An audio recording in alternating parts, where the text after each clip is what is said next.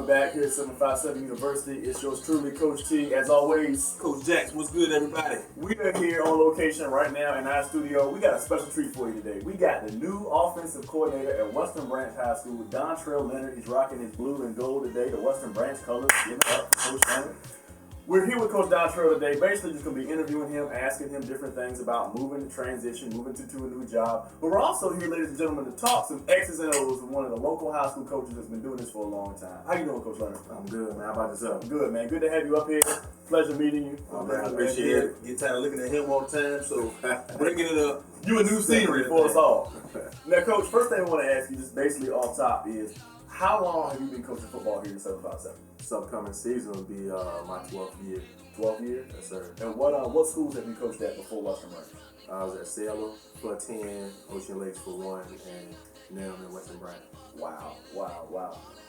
So that would mean your first year at Salem was what, 2006? 12 years? 2006, yeah. 2006. That's the first year. Okay, so you would have coached Kevin Whaley, Bucky Hodges. Those guys came through your system. Is that correct? Yes, sir. Wow. If you coach in this area for 12 years, what is one of the biggest things that you've noticed in this area that you've seen over the last 12 years? What is something you can say, man, this has changed in 12 years, or you know what, every season I see this. But what is something that, you can say over the last 12 years you've seen?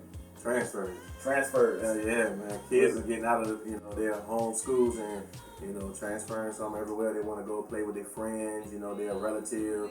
Everybody want to be on the winning team. Right. So back when you first, yeah, we talk about that all the time. Podcast. So when you first came into the game, you didn't have to deal with that. That was everybody want to rep their school, their neighborhood, their home, their pride. And now everybody trying to jump on the same bandwagon. Yeah, when I first got in the game coaching, we weren't really talking about no transfers. Right. It was around, people was doing it, but it wasn't as frequent as it is today. Right. Got you. Well, I know Coach Jack was saying some things he wanted to talk to you about before we got on air. Coach Jack, go ahead and ask Coach Leonard what you wanted to ask him. Well, we talked about it a little bit earlier. Outside of the magnificent pay increase you're probably going to get. This multi-year deal. Multi-year deal is undisclosed contract terms. But outside of that, what makes you, because 12 years is a long time to be doing this, because we give up a lot of time away from our families to be able to coach these kids off season and on season. What do you get out of it, and what do the kids get out of it from you? Man, for me, it's fun. So I really don't consider it a job. It's something that I love to do, working with these kids. And yes, to be a long time away from your family, your home. I just want to see the kids be better than me, be better than the kids that was before them, get to explore that college level after high school, whether it's Division I, big time, or whether it's down to Division III. Experiencing college football is something that I want every kid around playing football to experience, something they should experience, putting in that 4 years of hard work and dedication to whoever's program. Right. And that's a really good thing for a lot of coaches, because you have to realize that there's a lot of people that don't go into it with that type of mind state. It's always about what they can do for other people, as far as, I want to be able to make this amount of money. I want to put my name up here now. It's one thing to put a name out there for yourself. There's another thing to help somebody else make a name for themselves. Right. So another quick thing I wanted to ask was, I know that the Western Branch scheme has been a little more triple option, a lot of running, and you are totally the opposite of that. Mm-hmm. So what growing pains you think you're going to have moving forward with the implementation of the offense and just getting kids coached up? Right now, man, I'm uploading the entire offense onto Aomodo, give the kids the Aomodo code so they can go up there and have access from their phone, from their computers at home, from basically pretty much anywhere. They can access, my playbook is already uploaded. Wow. And it's already in detail about your steps, the blocking rules, how to hand the ball off, the running back step, the releases from the receivers, and what they're going to be doing, whether they're blocking or whether they're going out into a route. So it's pretty much out. It's pretty much out there. I mean, I'm using all the technology that we have. As far as with the Aomodo, the group me with the kids. So something happened during practice. I'm at home watching film. I could actually text that whole group. I separate the groups by positions: linemen, quarterbacks, receivers, running back. So it's not just me talking to that one specific player. I'm talking to the whole group, and all of us kind of chime in. Yeah. So Right. it's pretty much another teaching tool. Gotcha. That's awesome because that was another thing I was going to bring up. Probably when you started coaching to now, the level of technology that's changed and things like huddle and different things that exist now that players have access to at their fingertips, where guys like you can literally share your playbook via multimedia or technology. You don't have to actually sit down and have a team meeting. Players can access what you want to do, what you want done, and access game tape pretty much all the time. Is that something that you find really, really helps with the implementation of a new system and new scheme? Before I answer that question, whoever came up with huddle is a genius. Whoever came up with huddle is a genius. Look, I know you've probably been coaching a while, and I know, during this time of the year, it's time to go do your clinic roundup, and there was always a dude in there selling DSV. The DSV package was like $5,000. They gave you a little camcorder that was probably worth like $100, and it gave you the software, and you had to figure it out, and they paid you. Right. You had to pay another extra $2,000 for support. But now with the huddle and some of these other tools, another tool I use, amazing. man, it's so fantastic. You don't even have to really know as much. Even the technology they have for playbook software, where you can basically click and design the plays Yeah, and so on, and animate it where they move and everything. I do all of that. Right. I mean, I have that on PowerPoint. Right. I mean, like I said about putting my playbook onto Huddle, if I ever want to go look at it, I mean, it's right here. It's right here on the app. I mean, before when I got into coaching, it was Huddle. There wasn't no Huddle. Actually, everybody was doing VHS. Right. Then it went to DVDs. Where you had to meet up with the coach Saturdays 8, 9 o'clock in the morning and do your exchange that way. Right. When now everything is done. Everything's done Huddle, via email, send it through Huddle, and it's electronically done. You're getting, Exactly. I know from coaching, you got more experience than me. You got 12, I only have 7. But just the Huddle exchange, you're finishing a game, you're cleaning up the jerseys, and next thing you know, the head coach is coming to you saying, hey, we got to take for next week because it's already been sent by your opponent via Huddle. And you can start breaking down game film literally the night of the game you just finished. And one thing I want people to see at home is the things he's talking about. That's the stuff that goes into the coaching here in the 757 and all over, not just here in the 757, but I want to highlight the kind of coaching we have. These men spend time in front of the computer, countless hours. I know you do because I've been there. These men spend time developing and perfecting their craft, but also seeing to it that your players, your sons, your daughters can sit down and develop and perfect their craft as well. Now, a little about you. You played at Norfolk State, correct? Were you a quarterback? Yes, sir. Quarterback at Norfolk State. What that means, ladies and gentlemen, is this is somebody that has a mind for the game, a head for the game, but he's played the game at the collegiate level. So he's able to communicate, and I'm sure you do, communicate with the student athletes about what it's like when they move from high school to college and the recruiting process and the GPA requirements and different things that they're going to face. Tell us a little bit about how that has changed from when you came along and accepted your college scholarship compared to what the players deal with now. Man, it's the communication, back when I was coming through high school, we wasn't really getting no texts. From college coaches, there was no social media, for them to reach out to us. Or social media is another way where the kids could promote themselves. They put their 40 or whatever they done at a camp or at their school, up there and coaching, go look at it. Back then, back then we had pages. Right. Did you play high school ball around here, Coach? Oh, I played at Ward High School for Tommy Raymond. Tommy Raymond. Coach Raymond, shout him out. Oh, yeah. And, he's over at, I believe, Lansdowne. Right. Which means you got a chance to go against him for the last couple of years, former player going up against his former coach when you were coaching at Salem and Ocean Lakes. What we're going to do is we're going to take a quick break. Coach, what we're going to do is we're going to put you on the board and we're going to have you show some of the things that you're going to be implementing at Western Branch and some of the things that you're going to be teaching the kids and just give the folks at home an idea that there's a whole lot of intricate details to your job other than just wearing a whistle. Is that cool? All right, sir. Okay. All right, what I'm going to put up here is a basic trips formation, 3x1.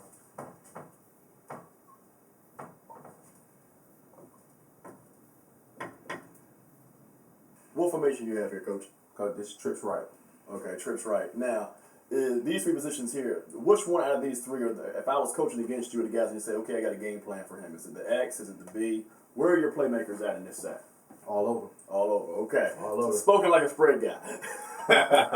Now, on the backside, I see you have a Y. Is this a hybrid position like a Vernon Davis type, or is he a true tight end just flexed out? It's a hybrid. He's a hybrid. I like to get a guy, like Maurice Davis, the guy that had previously, to play a traditional tight end spot and will put him out wide. Okay. So it's kind of like a hybrid. So you're looking at this wide, and more so he's a traditional tight end spot. But there's been times where my wide just been a traditional tight end. And if I have to make that personnel switch to get a true tight end in the game, then it's one on, Gotcha. one off. So it seems like it's similar to the position that your former quarterback, Bucky Hodges, plays for Virginia Tech. He's a tight end, but they flex him out often and isolate him on a certain part of the offense. He's a hybrid type athlete. Is that safe to say? Oh, yes, sir. It's safe to say. I wish I had him right there, my hybrid. Now, the last thing I'm going to ask you before we go into how you attack a defense when your run game out of this set, I see you have your A-back, which I assume is your traditional running back, Yes, sir. set in front of the quarterback. Talk to me about the alignment here and what advantage you gain by setting him in front of the quarterback like that. Well, right now I just put in my pass game, I put my running back heels on my quarterback toes. So that's basically our alignment. And with the passing scheme, our blocking scheme, our running back has a gap to outside. Got you. Now, from this position, would he not ever run the football, or is there still ways that you run the football from this set, just to kind of keep you from being, telegraph here what you're doing? That's what the D coordinator want to know too. But I do both. okay. But my running back maybe be in 3 different positions. Got you. Depending on how I want to run that specific play. But I mean, we were running from here, we were running from the pistol, we were running from him aside, we were running from a 2-by-1 where he's 2 yards deep, 1 yard over. Got you. We were running from different. I mean, I really don't like to I would like to give tendencies. Right. Got you. What I'm going to do in blue, so the folks at home know that it's a defensive set, I'm going to drop a basic defensive front and just give us an idea, and the folks watching, how you would attack it in your run game out of this trip set.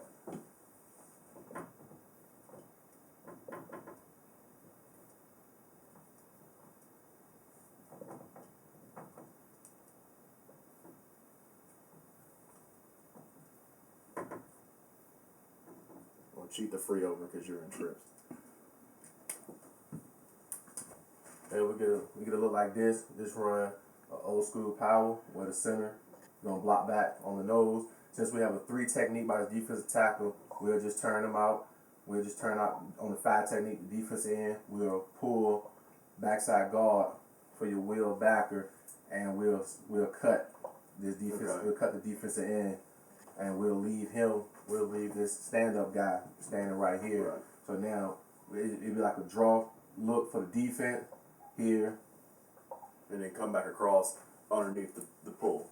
Exactly. Gotcha. Now, in your offense, I know a lot of the spread systems, when they have unblocked players, and I noticed that the mic didn't get blocked here.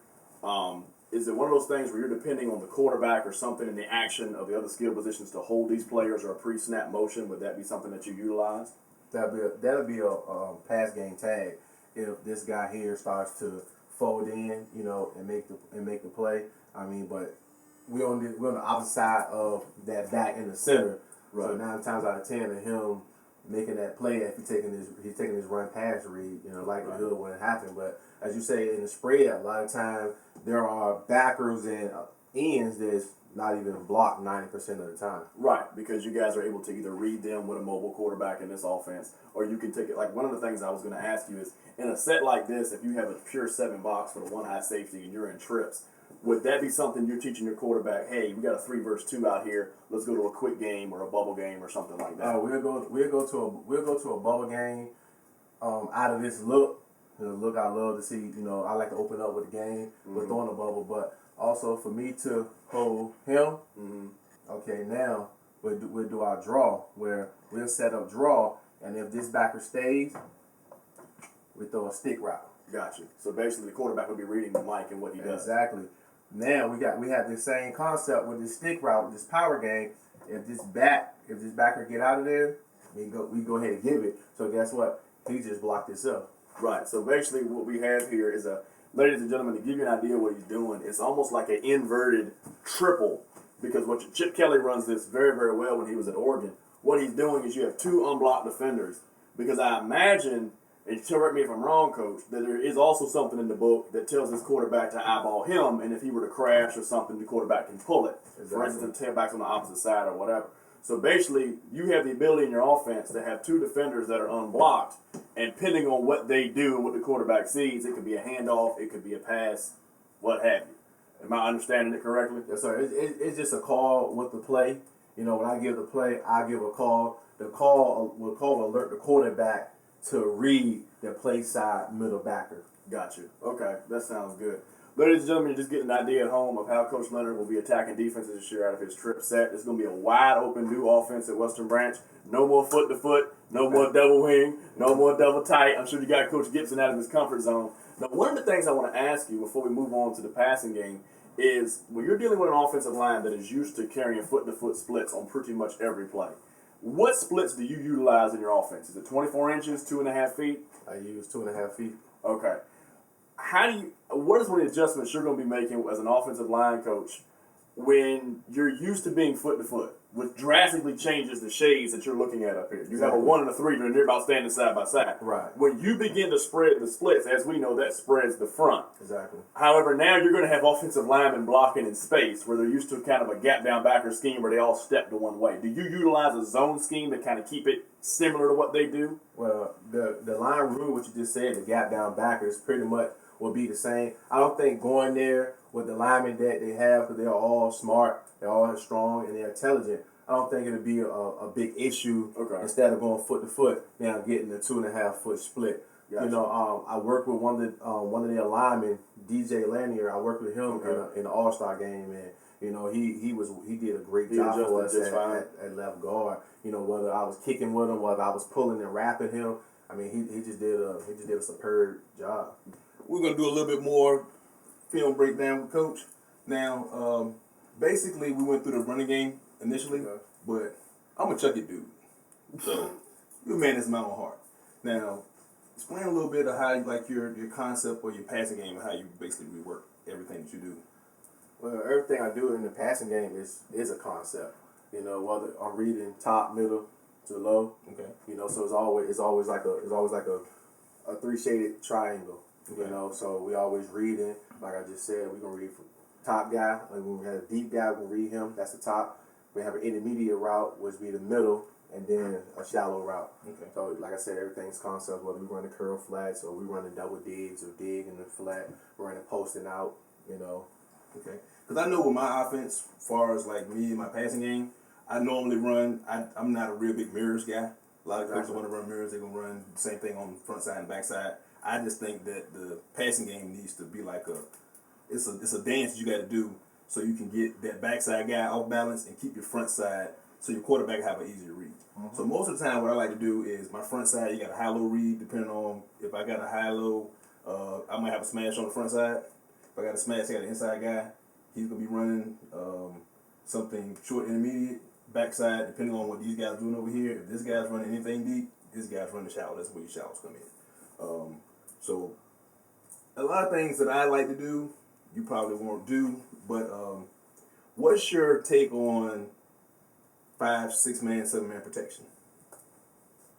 I don't how to do 7 man protection. Do some 6, but majority of everything I do is do 5 man protection. Okay. So what's like a base concept that you guys would normally run in your offense? I mean, out of this, everybody will line up right here. Everybody a break. Once everybody break, then he goes here, A goes there, and we'll be an empty. And from here, we'll get a speed out.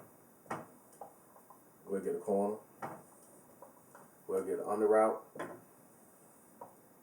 We'll get this over route. And we'll get this vertical right here. So in essence, I'm pretty much taking the safety of this hash with this corner. Okay. Taking the safety of this hash with this vertical. Okay. My number one objective is to hit this over route. So your primary guy is not even the first read to the quarterback most of the time. This here is we gonna high-low the linebacker. So what we doing now is we're gonna look at this Mike and this Will Backer that's in here. All right. So we want to get the attention with the B running under. Okay. The backers to get their attention, and once they commit to the B, now our running back is running the over right over top of them. So with them committing to the under route, our window would be bigger for us to complete this over. Okay, so I got you. So your whole intended purpose is, regardless of what the coverage is, you can dictate to the defense what you want to get done. Oh yeah, man. Defense has to figure out what we doing. I mean, I don't dictate none of them doing to where defense is. I mean, they got to see what we doing and where we're gonna get the ball. So if I'm running my cover 2 concept, Then basically we're gonna be having, you got your safety free depending on, because you got an even formation most of the time, because you break your running back from here, so it's basically gonna be even. So I'm going here and I got my corners here, and then I got my mic, got my Will. He's gonna be taking. I play Tampa, so he's gonna be taking the middle drop. He's gonna be a hook. Then your Willie, he's gonna be in hook, and then everybody else up front. So basically, these guys will never ever even have anything to do with what you guys gonna be doing. So once this corner goes into his little quarter run, looking for anything going short, hitting the flats, these guys don't even care. Right.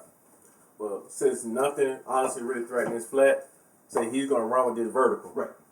All right, he's gonna run with this vertical. So this vertical is gonna pull this corner and this safety. This over route is gonna be ran right into this safety. Mm-hmm. He's responsible for flats because I got a speed here, right? Mm-hmm. Money ball. So you gotta love checking, because that's what I like to do.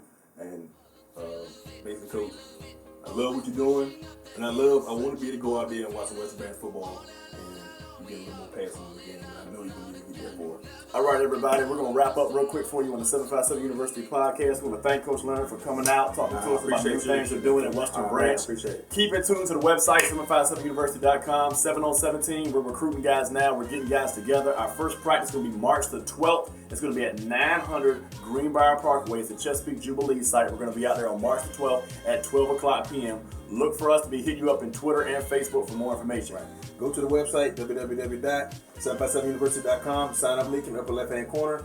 Go to hit us up so we can go to get you locked in for this thing. We'll have a lot of fun this spring and summer, so let's go and get it, people. All right, ladies and gentlemen, as always, no matter where you are in life, always represent where you're from. I'm Coach T. That's Coach Jax. Thanks, Coach Leonard. We'll see you guys next time.